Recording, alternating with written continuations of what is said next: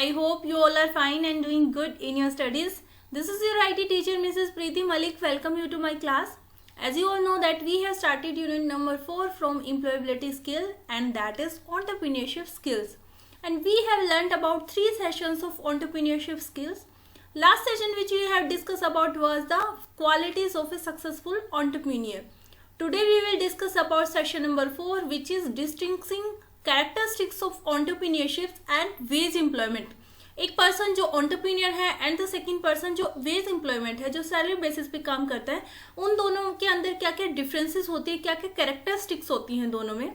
In the last session, we learned that entrepreneurship means organizing, developing, and managing a business venture along with any of its risks in order to make profit.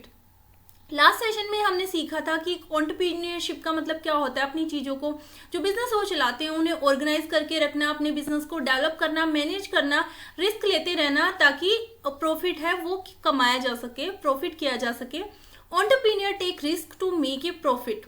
Entrepreneur risk लेते हैं ताकि वो profit gain कर सके.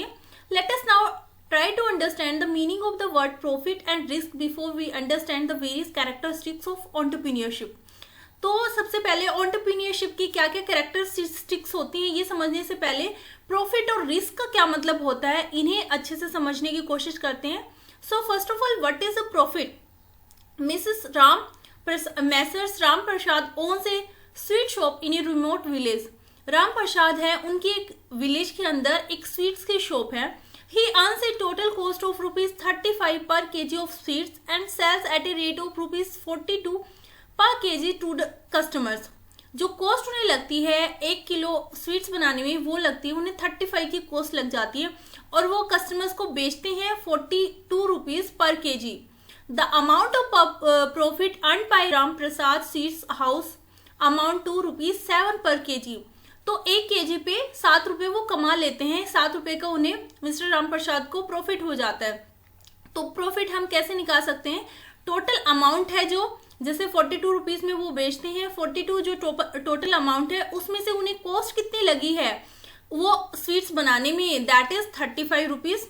सो 42 में से हम decrease कर देते हैं, माइनस कर देते हैं 35 को, तो जो बचता है वो क्या आ जाता है? उनका प्रॉफिट. तो 1 केजी पे उन्हें प्रॉफिट कितना हो रहा है? 7 rupees. The profit earn is the excess earning after deducting all the expenses.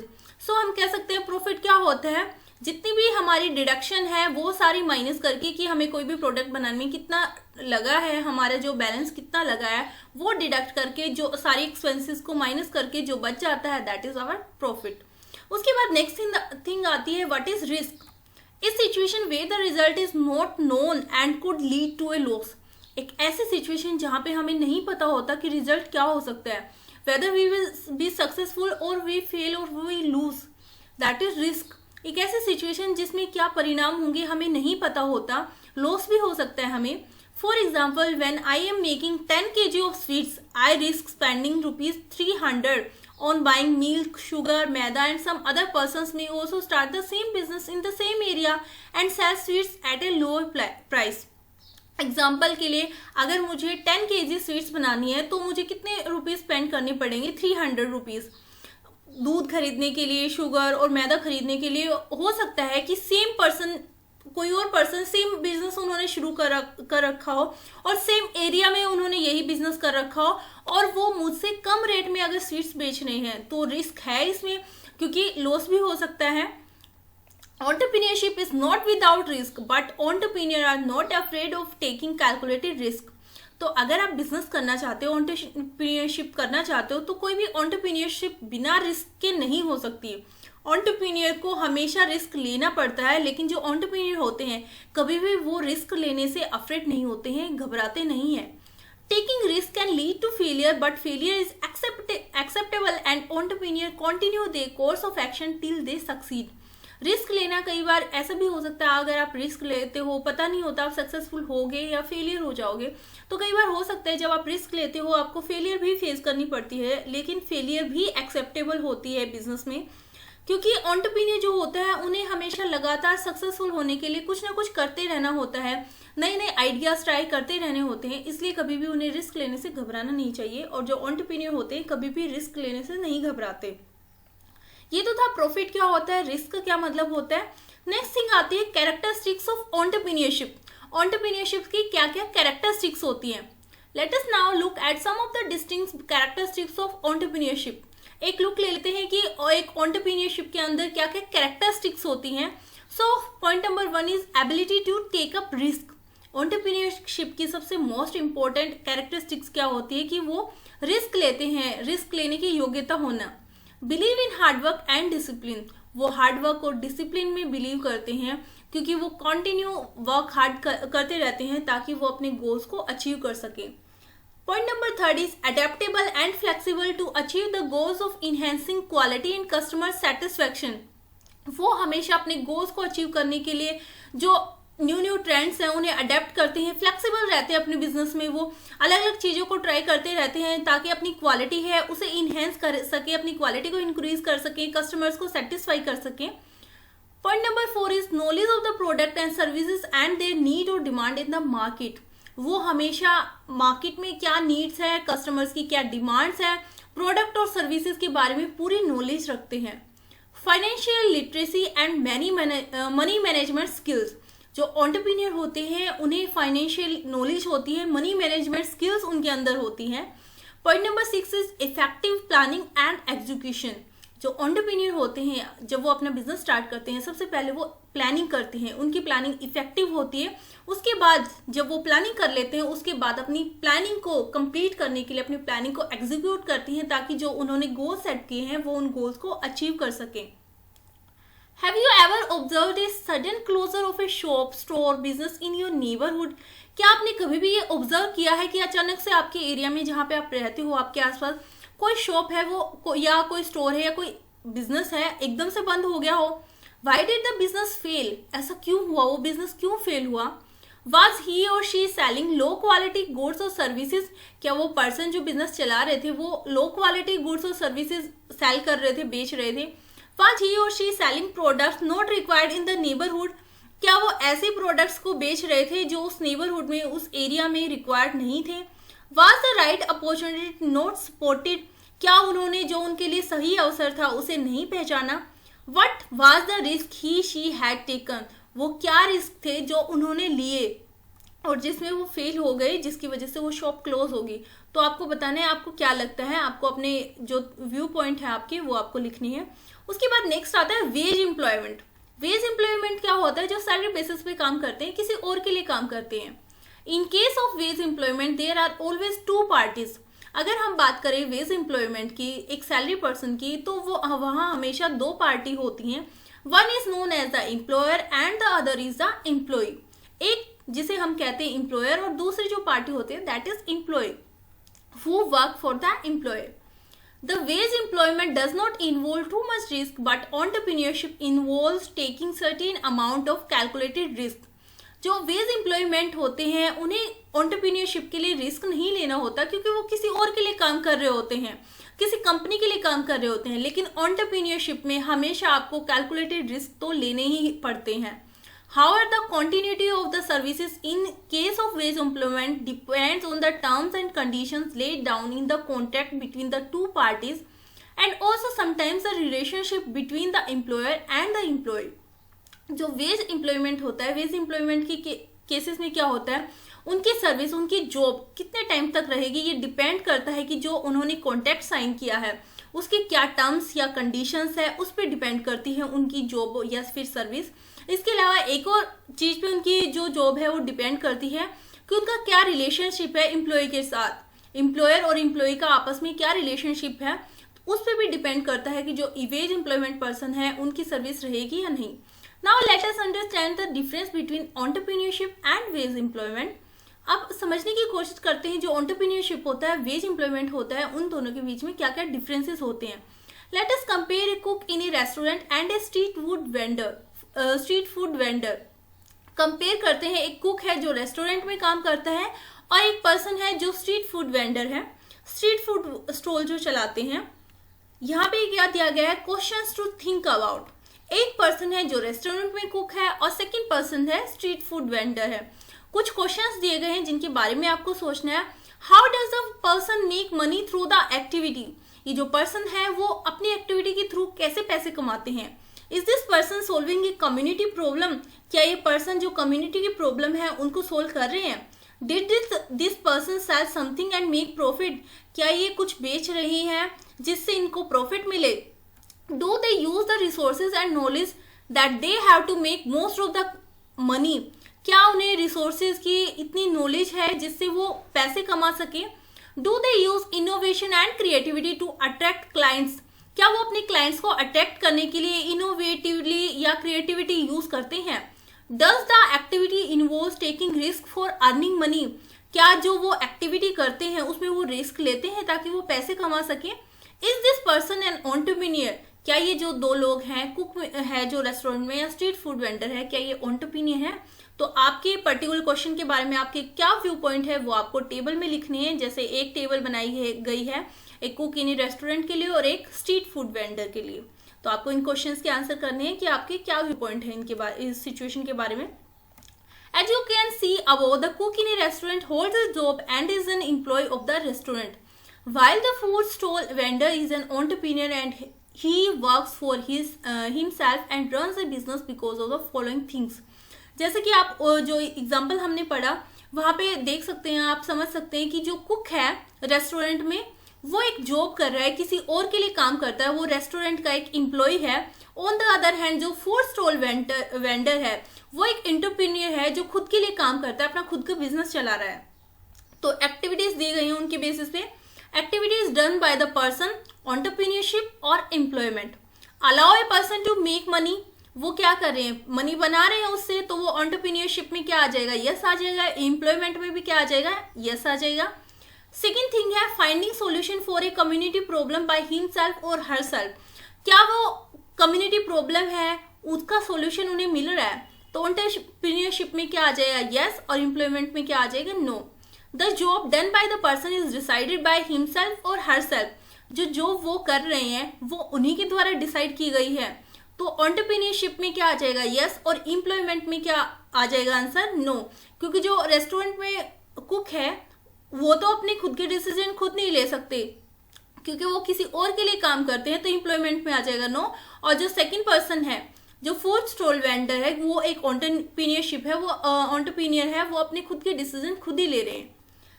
Fourth thing है use personal knowledge and interest to make money for oneself, वो अपनी पर्सनल अपनी व्यक्तिगत नॉलेज का यूज करते हैं अपने पैसे कमाने के लिए।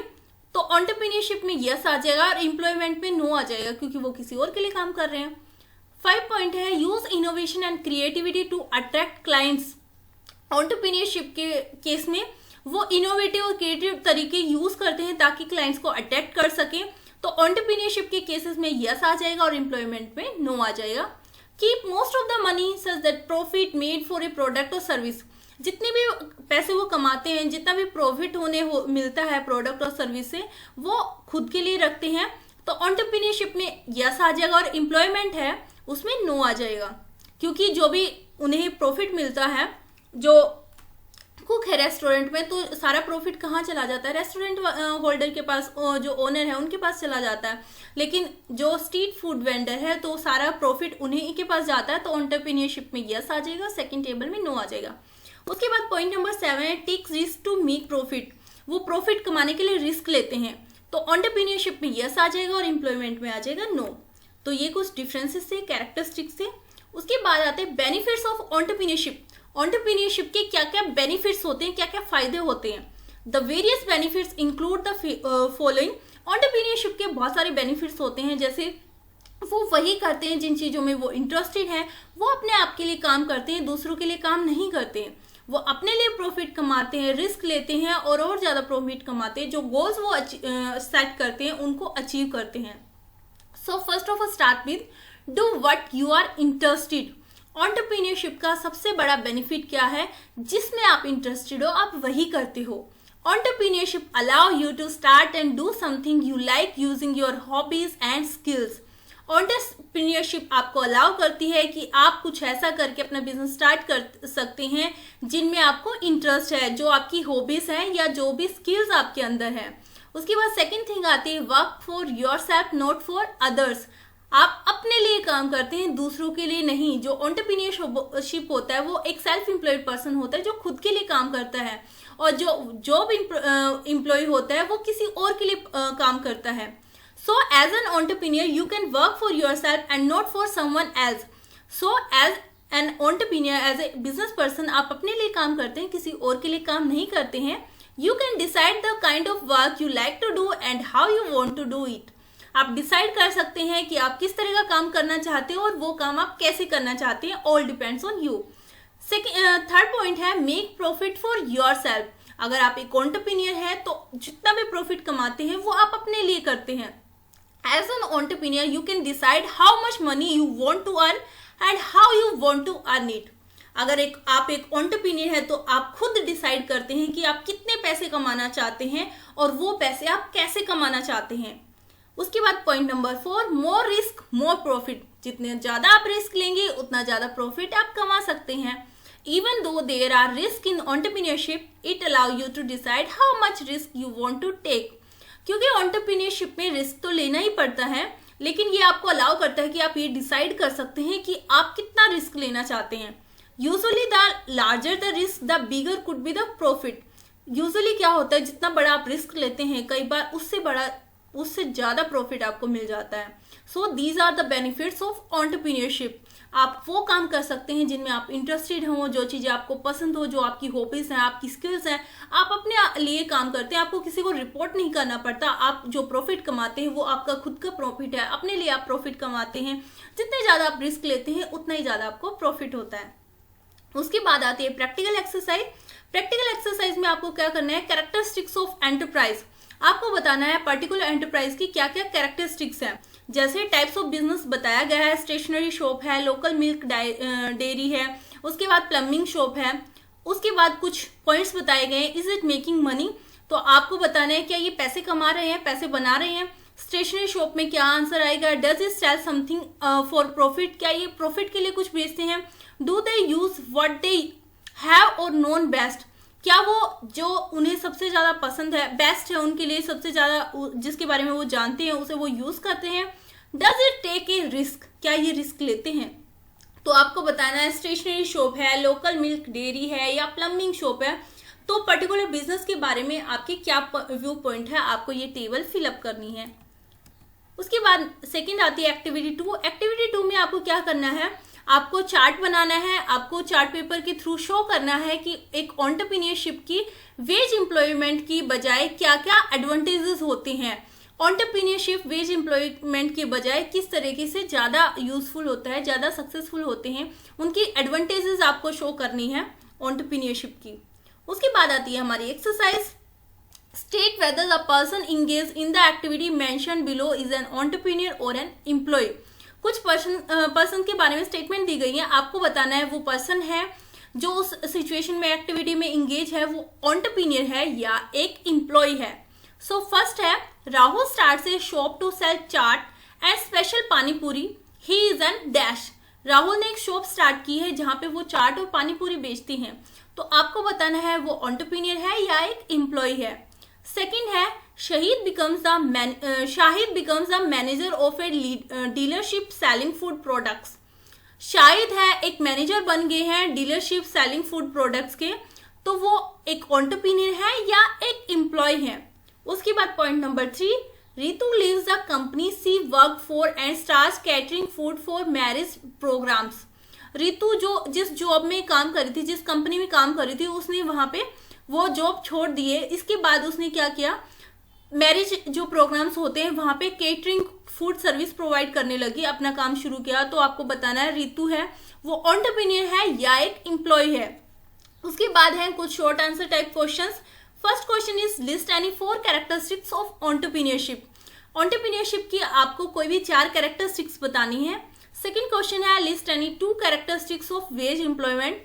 जो वेज एम्प्लॉयमेंट होते हैं उनकी कोई भी 2 कैरेक्टरिस्टिक्स आपको बतानी है। Question number 3 is name any 1 factor that is common to both entrepreneurship and wage employment on contract basis. आपको एक फैक्टर बताना है, कोई भी फैक्टर के बारे में बताना है जो कॉमन है एंटरप्रेन्योरशिप के बारे में और वेज एम्प्लॉयमेंट में। कॉन्ट्रैक्ट बेसिस पे बताना है कि उन दोनों के अंदर कॉमन चीज क्या है। उसके बाद आता है व्हाट यू हैव लर्न। आज के सेशन से हमने क्या सीखा, जो एंटरप्रेन्योरशिप होते हैं, वेज एम्प्लॉयमेंट होते हैं, उनके अंदर क्या क्या डिफरेंसेस होते हैं। Identify unique features of entrepreneurship versus veg employment. हमने एंटरप्रेन्योरशिप की क्या क्या यूनिक फीचर्स होते हैं और वेज एम्प्लॉयमेंट में क्या क्या होते हैं फीचर्स, ये हमने सीखा। आई होप आज का सेशन आपको अच्छे से समझ आया होगा। अगर आज के सेशन से रिगार्डिंग कोई भी आपको डाउट है, कोई भी पॉइंट ऐसा है जो आपको समझ में नहीं आया, तो आप मेरे से पूछ सकते हैं। Okay students, take care, stay home, stay safe.